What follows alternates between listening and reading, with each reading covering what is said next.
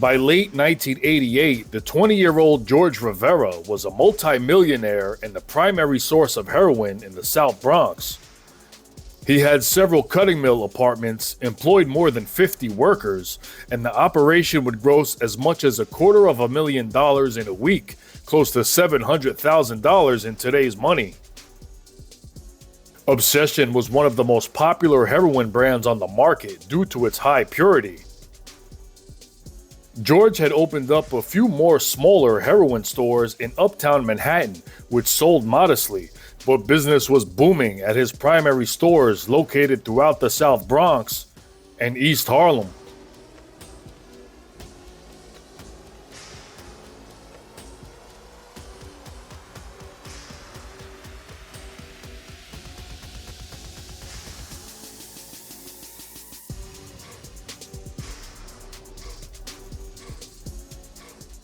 The total money coming in from all 5 of his stores was staggering.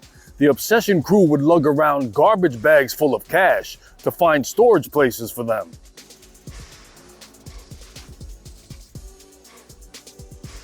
Some of the money was placed in safes in empty apartments, and George stored duffel bags full of cash in the trunks of cars that he left in long-term parking lots. With all the illicit cash on his hands, George had a team of financial consultants to wash money for him, and also had a stockbroker convert stacks of bills into bonds. Although George was methodical and structured in running his business, he didn't apply the same discipline to keeping a low profile. He was gaudy, loud, and flamboyant. He wore custom shirts that said Boy George and liked to show off and be sensational. His fleet of luxury cars now included a Ferrari, Lamborghini, Bentley, Porsche, and BMW, and he spent tens of thousands of dollars souping them up.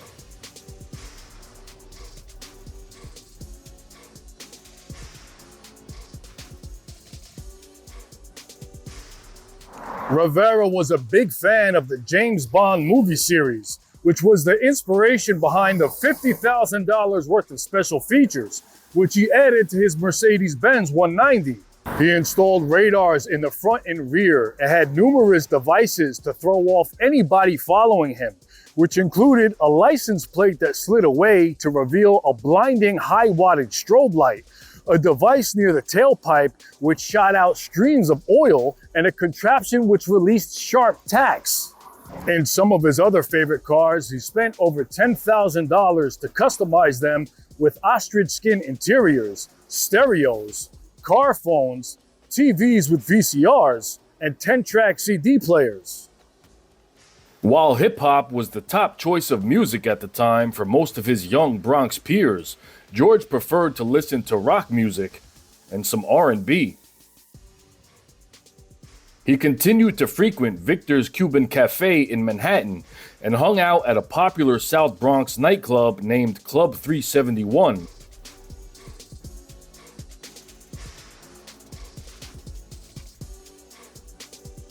He still traveled often and continued to vacation at his favorite destinations of Hawaii and Puerto Rico. Boy George could be seen intermingling with other major Puerto Rican hustlers from the Bronx, like Ghetto from the Edenwald houses and Chicky Boo from Hunts Point. George was even connected with dealers from other boroughs and could be found handling business at the Howard Projects in Brownsville, Brooklyn, with big-time Brooklyn hustlers such as Calvin Klein and Boo Bear. George washed money through his Tuxedo Enterprises front as well as businesses in Puerto Rico, and had purchased a country home with all cash in Levittown, which is on the north coast of Puerto Rico. In the home, he installed gold-plated bathroom fixtures, a basketball court, and a swimming pool, which had the Obsession Crown logo and his initials painted on the floor tiles.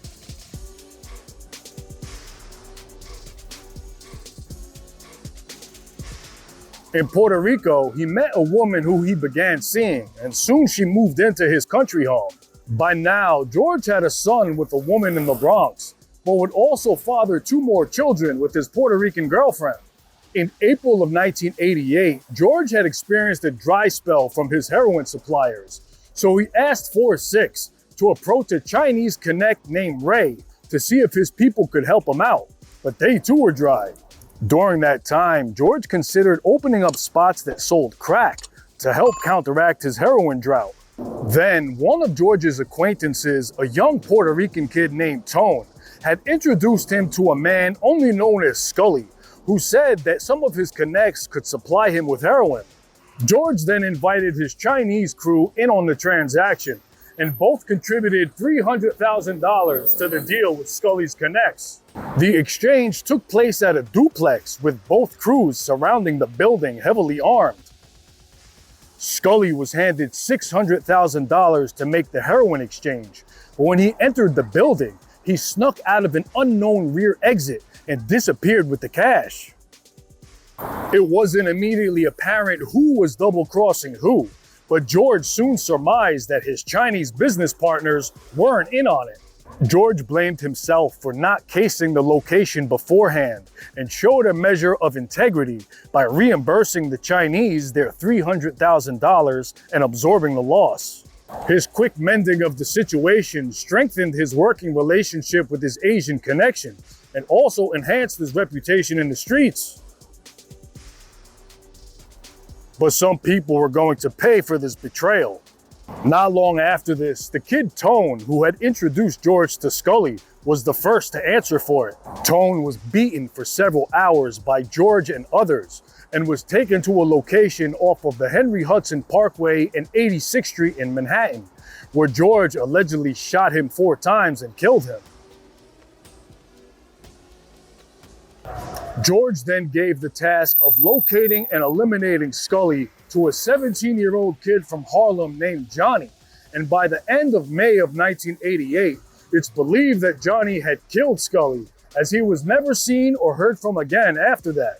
In June of 1988, George ordered Johnny to kill another man named Todd Crawford due to issues resulting from a drug dispute between them. And Johnny shot Crawford dead in the parking lot of the King Lobster restaurant on City Island in the Bronx.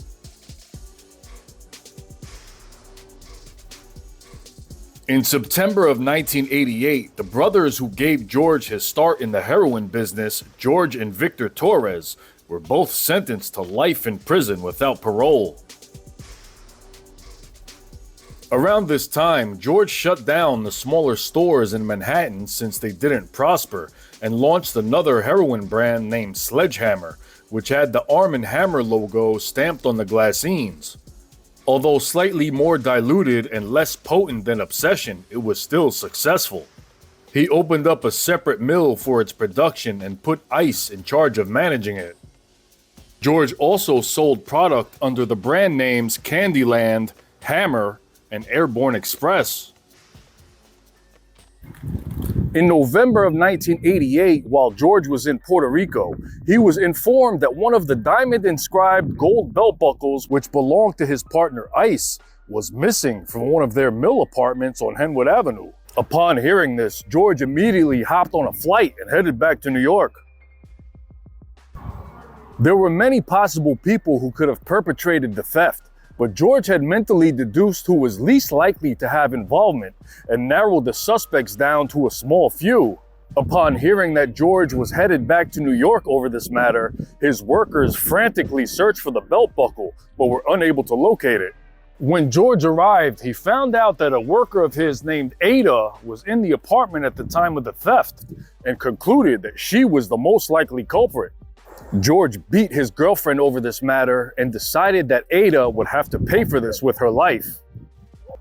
On November 19th, 1988, Ada was taken for a ride in one of their company cabs to a secluded area at the Ferry Point Park under the White Stone Bridge. There, Johnny was waiting for her, and when Ada exited the vehicle, she was shot several times and killed. Her body was then thrown off of the Tri-Borough Bridge.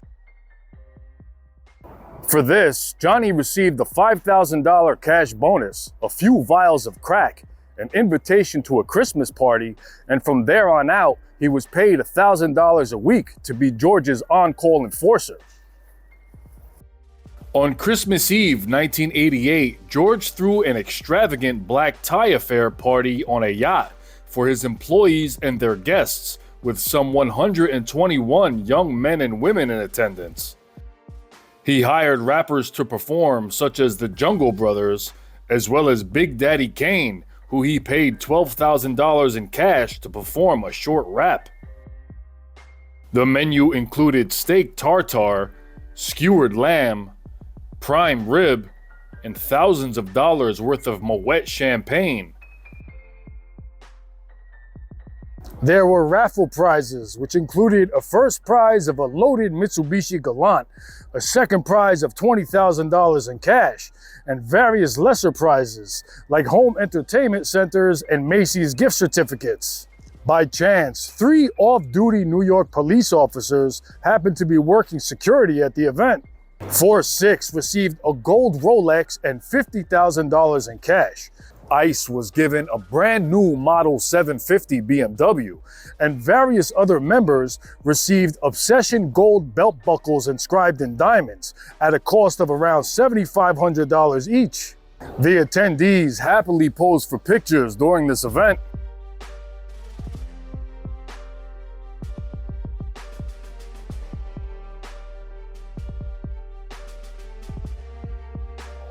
The ride wasn't without some drama, as one guest was stripped to his underwear and beaten for allegedly trying to steal a diamond pendant from a female guest.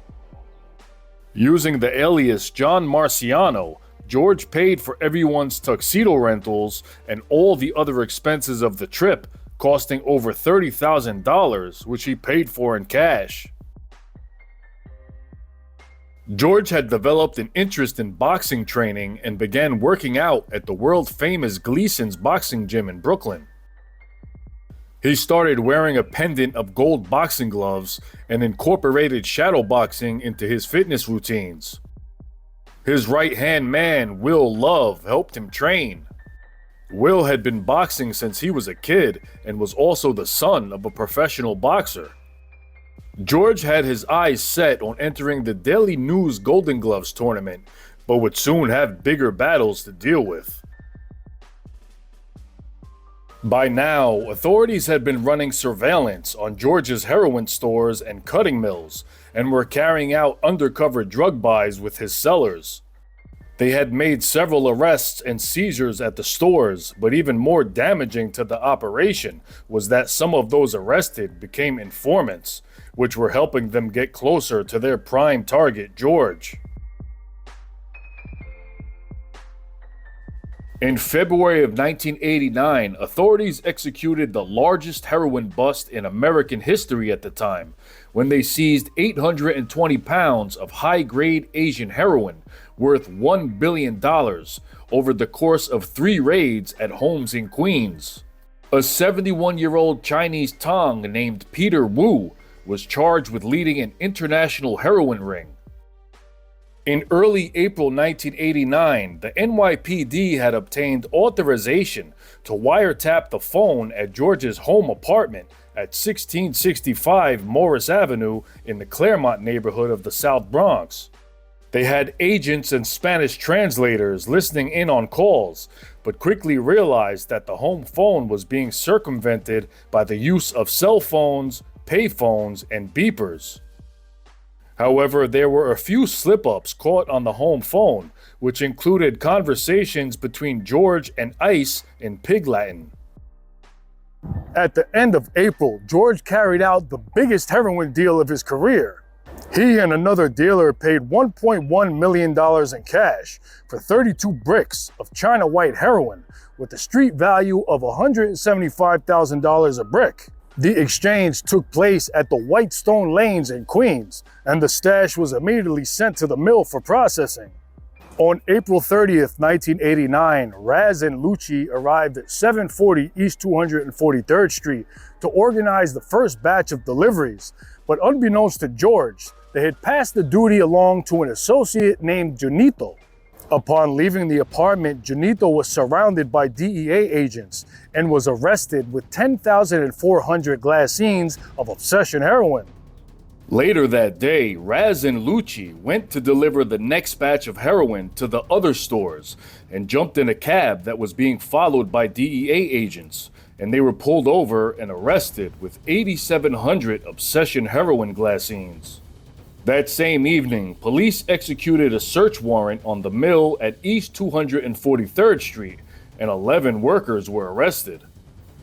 Among the incriminating evidence that agents recovered from the mill included 1 kilogram of heroin, 5 loaded weapons, cutting agent, triple beam scales, and over 100,000 empty glassines bearing the Obsession and Sledgehammer logos.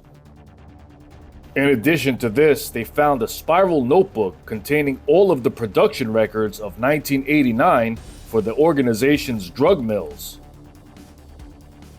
When news got back to George, he saw that the walls were closing in. On the morning of May 1st, 1989, George grabbed $7,500 in cash and was caught on wiretap instructing his girlfriend to burn all the photographs from his yacht party and vacation trips, as well as an etching of him standing shoulder to shoulder with his mafia idols, Carmine Persico, John Gotti, and Fat Tony Salerno. But George didn't act soon enough. He was arrested as soon as he left the building on Morris Avenue. That day, every store was shut down for business, and May 1st, 1989 would mark the end of Boy George's obsession operation.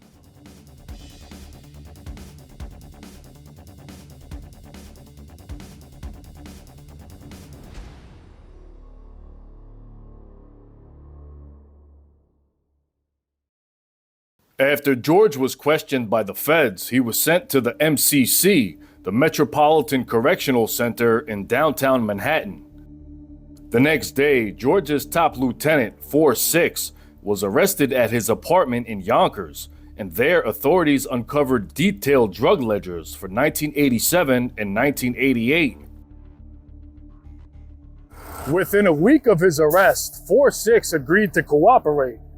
George's fleet of luxury cars were confiscated, and the DEA stormed his home in Puerto Rico, where agents drained the pool and took pictures of the Obsession logo on the floor tiles.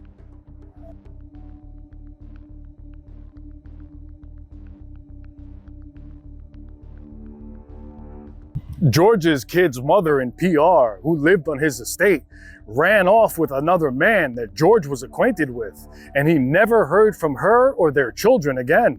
He was named in a 14-count indictment along with 33 other defendants, with 20 counts related to drug trafficking and firearms.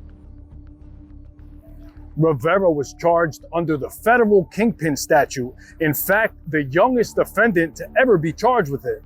His extravagant yacht party came back to haunt him, and records from the yacht company were subpoenaed, and photographs from the event were recovered. The exorbitant sum of the party's costs and the expensive gifts handed out to guests could not be legally accounted for, and George was charged with tax evasion. By June of 1989, George's top aides, Raz and Lucci, who were both facing 30 years in jail, also began to cooperate. George hired Robert Simmels to represent him, a fiery and powerful New York criminal defense attorney known for defending mobsters and drug kingpins.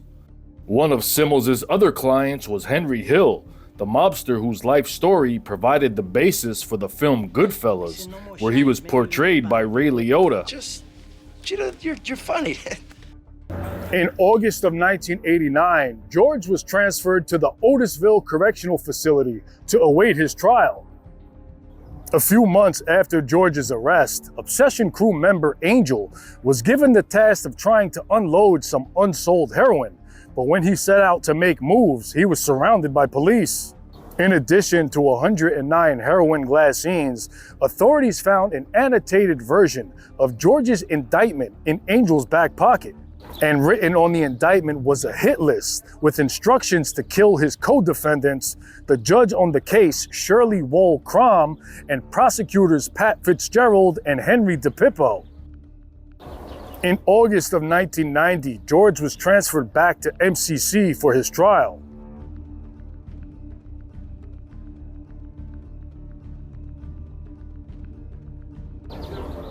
His girlfriend was given a phony paralegal pass by a private investigator hired by George, which granted her legal access and no restrictions during visiting hours. She snuck in numerous items for him, including food and pornography, and they had sex in a private room. 4-6's testimonies at 2 trials exposed the inner workings of Tuxedo Enterprises and laid out George's role as the leader of the organization. 4-6's son was also charged in the indictment, and 4-6 made a deal with the DA that if he testified, his son wouldn't be prosecuted. Among the trial exhibits, the prosecutor displayed guns, jewelry, hundreds of empty obsession glassines, and numerous photographs. Raz and Lucci also testified, with both men appearing terrified on the stand and unable to look George in the eye. Pictures of George's vacation trips, his yacht party, and the Obsession tile logo from his pool in Puerto Rico were shown to the jury. They played wiretaps of George and Smoke speaking Pig Latin, and a prosecution expert adept at Pig Latin easily deciphered the conversations for the jury. They subpoenaed sales receipts from his car dealer, which showed car purchases in excess of $1 million. Prosecutors alleged that George earned over $15 million between 1987 and 1989, around $37 million in today's money. The main strategy of George's defense team was to argue that George wasn't the head of the obsession operation, but rather Joey Navedo, the man who gave him his start in the business and also the one to betray him by cooperating with authorities. George's girlfriend attended all of his hearings, and on one occasion, Mike Tyson was in the same courthouse for a hearing of his own, and he stopped by to wish his old friend George from their days in juvenile delinquent centers good luck. There, she also ran across the boss of the Gambino Mafia family, John Gotti, who was there on trial.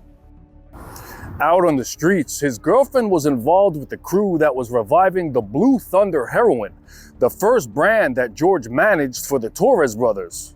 George told her to invite dealers to the court hearings so they could learn about investigation tactics, new law enforcement technology, and tax laws so they could stay one step ahead of authorities. In December of 1990, Obsession Crew hitman Johnny was charged with narcotics conspiracy as well as for committing 2 murders at George's behest. Although George wasn't charged with any violent offenses, he was accused of several, and feds had information which linked him to 6 murders, although they lacked enough evidence to charge him directly for them. After a 3-month trial which saw George spend over $200,000 in legal costs, he was cleared of most of the charges brought against him. But in November of 1990, he was convicted of conspiracy to possess with intent to distribute 100 kilograms of heroin, as well as for attempted income tax evasion on $5 million. 4-6 pled guilty to several charges, including conspiracy to distribute heroin, firearm possession, and tax evasion, but due to his cooperation, he wasn't sentenced to a prison term. On April 24, 1991, the 23-year-old George Rivera appeared for his sentencing hearing, and other than his family and a news reporter, nobody else showed up for him. At George's sentencing, Judge Cram said that he was one of the most violent offenders to ever set foot in her courtroom, basing her statement on the numerous accusations against him, and said that he never showed an ounce of remorse during the trial. Judge Cram sentenced George to life in prison without parole, and George laughed when the sentence was read.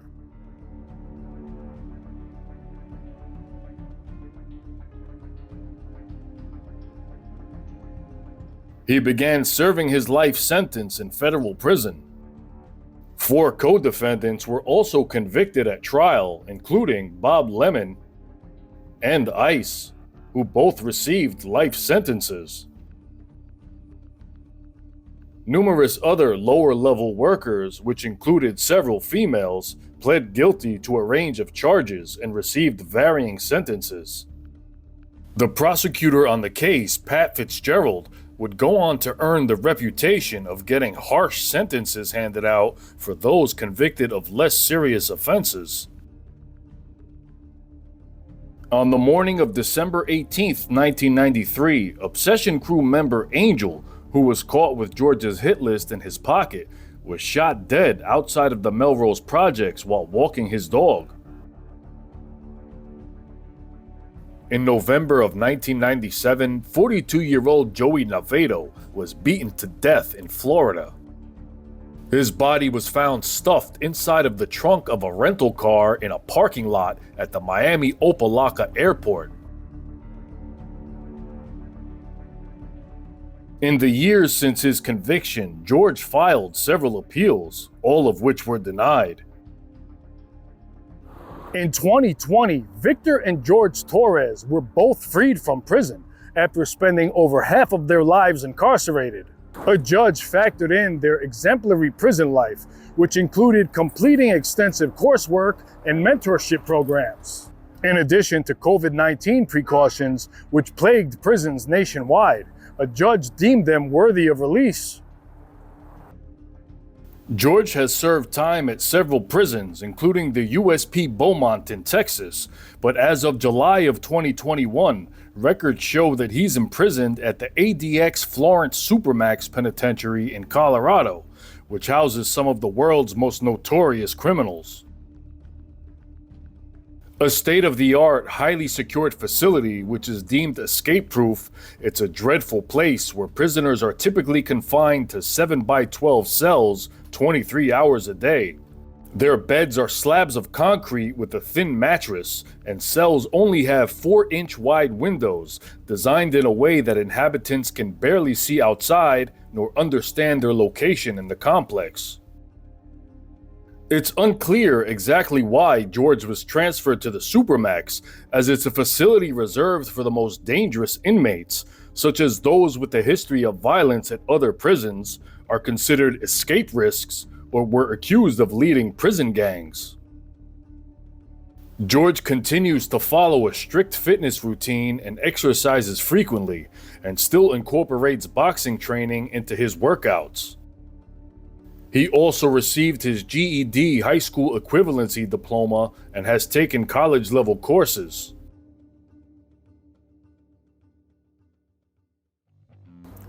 Tales of drug dealers who saw a big rise and a hard fall are a dime a dozen, but George Rivera's story stands out. In just his teens, he had built one of the most lucrative heroin operations ever seen in the streets of the Bronx, and was a multi-millionaire by the time he was 20 years old. His journey to becoming a heroin kingpin began at this very location where I presently stand, East 166th Street and Washington Avenue in the South Bronx, and it was here that his hustler ambition was cultivated.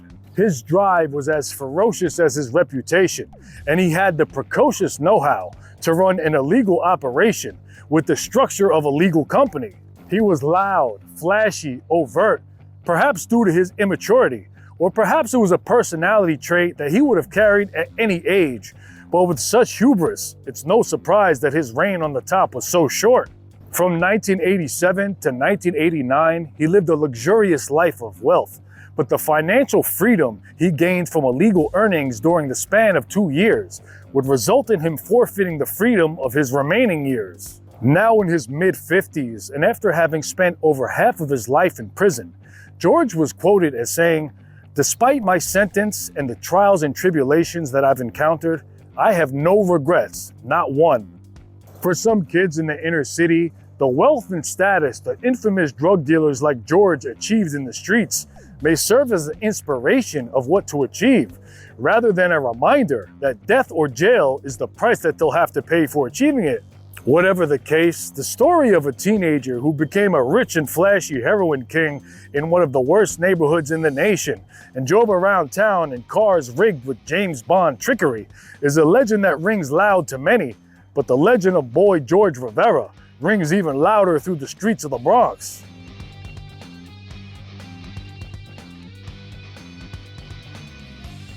Shout out to Boy George. Shout out Boy George. We missing you in these streets.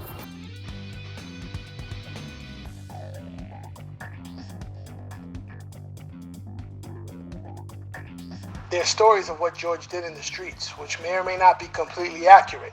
But the truth is that in this country, you're punished based on what our court of law can prove. And the court only convicted him of drug dealing and tax evasion, which shouldn't equal a life sentence without parole.